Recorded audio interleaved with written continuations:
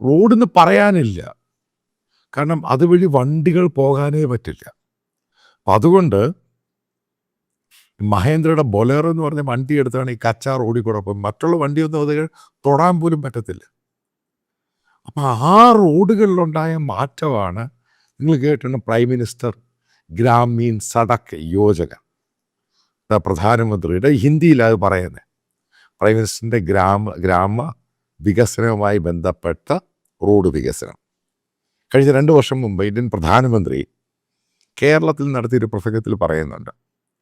കേരളത്തിലെ ഏകദേശം 3000 കിലോമീറ്റർ റോഡുകൾ അത് കേന്ദ്ര ഗവൺമെൻറ് സഹായത്തോടാണ് പണിത്, അല്ല കേരള ഗവൺമെൻറ് സഹായത്തോട് പണിതല്ല. അത് കേരള ഗവൺമെൻറ് നടത്തിയെന്ന് മാത്രമേ ഉള്ളൂ. കേരള ഗവൺമെൻറ് ഞങ്ങൾ നടത്തിയെന്ന് പറഞ്ഞാൽ പച്ചക്കള്ളമായത്. ഇത് ലേറ്റസ്റ്റ് ഡേറ്റ എടുത്ത് നോക്കുക, അത് ആരാ അതിൻ്റെ പണം കൊടുത്തതെന്ന്. ഞാൻ അതിലൊക്കെയല്ല കിടക്കുന്നത്.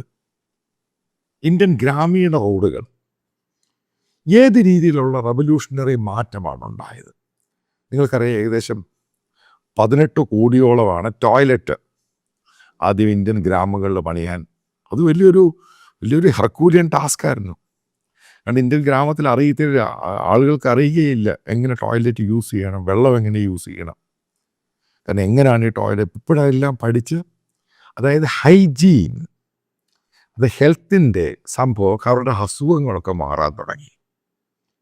അതൊരു വലിയ അച്ചീവ്മെൻറ്റ്.